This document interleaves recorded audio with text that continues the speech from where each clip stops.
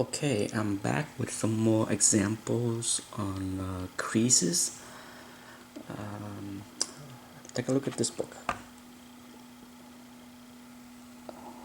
It's a very visible corner crease here that's not quite half an inch, but as you can see, it's right there. I want to explain that when I was talking about creases, it can be anywhere. It doesn't have to be corner creases. I know in the previous videos I showed mostly corner creases, but as you can see, there's a crease right here at the spine and corner also, but it's about half an inch. The rest of this book is really nice. Unfortunately, it's hard. You can see this, the top is a little soft, no biggie, but the edge and corner is razor sharp. It's you have to take my word for it that there's no any hidden flaws, because showing a book in a slab is not the best way to gauge the condition, because the slabs can hide a lot of flaws. But as you can see, the back cover is really nice.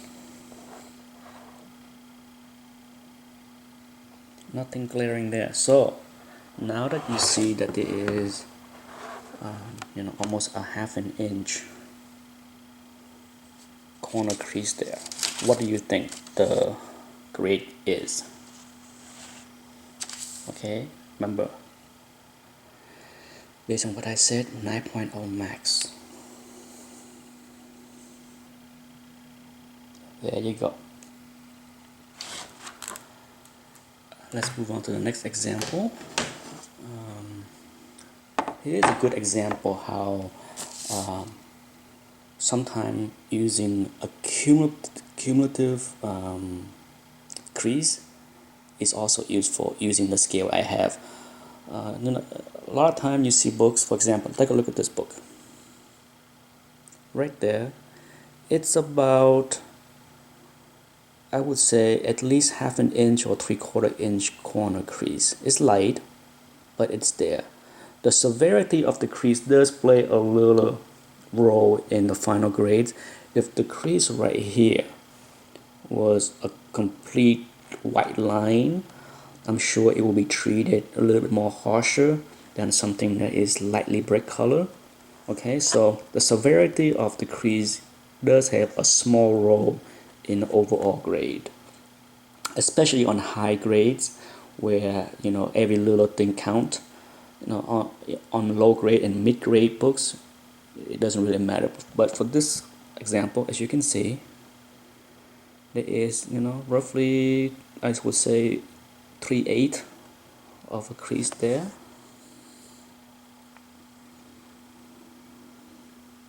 And then you have a 1/4 inch right here. It looked big, but it's always appear to be bigger because of the zoom. But as you can see,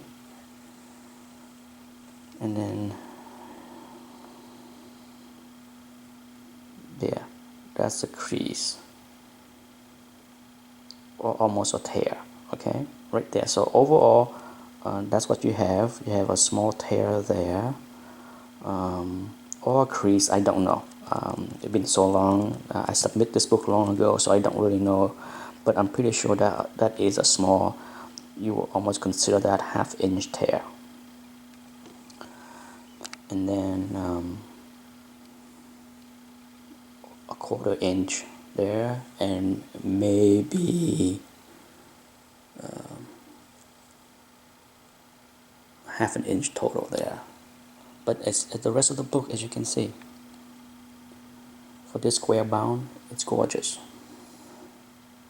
Okay, and then the back cover is flawless. Nothing wrong here.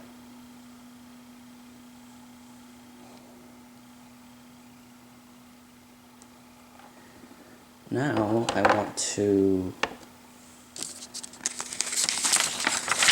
talk about tears, since I brought up this issue that have a small tears. As you can see, Here's the scale that I use for tears. And as with crease, doesn't matter if the tears is on the edge of the book or at the spine. Tears are tears. Okay, so you can see I have some scale here that I use mentally, where I said, if it's a ½ inch tear on the books, 8.5 max.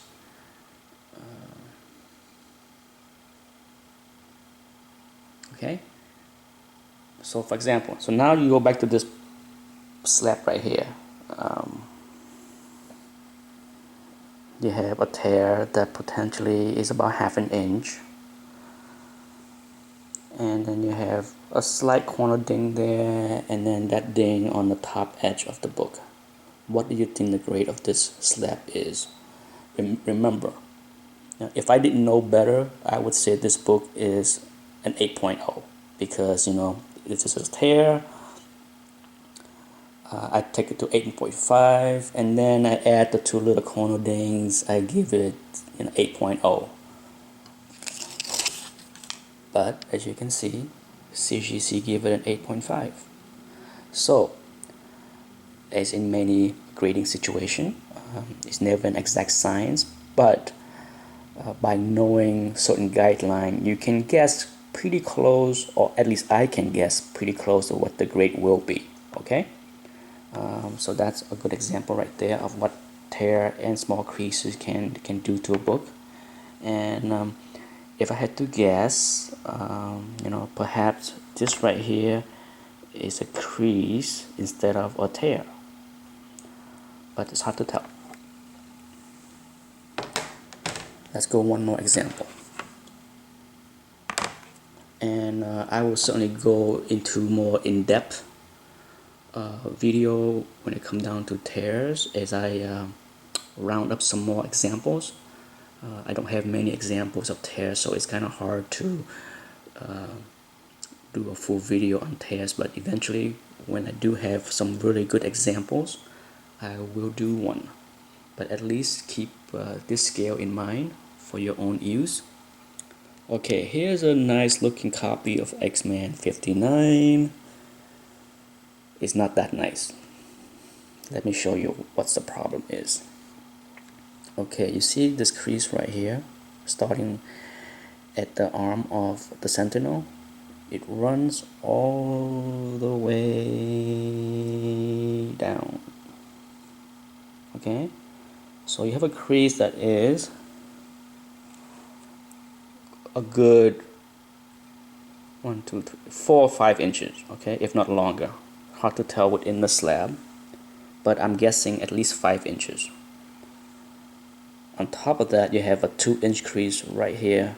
So altogether, you have at least 6-inch worth of creases, along with a few nicks here on the spine. But the rest of the book is pretty decent. Okay. What do you think the grade of this book is? Assuming the back is nice, and it should be maybe a little bit dirty, but not a biggie. If you look at the scales that I have, if you have 6-inch amount of creases, 6.5 max. So you look at this one here, it definitely have at least 6-inch worth of creases, more like 7-inch worth of creases. What do you think the final grade is gonna be? Ready? There you go. So as you can see, the guideline is useful. It's not an exact science, but if you understand how to use the scale that I have here, it would make grading easier. The more you grade, the more you submit books, the more you look at slabs, the more you understand how CGC grades. I hope you enjoyed the video, and I hope it helped you down the road. Thanks, bye.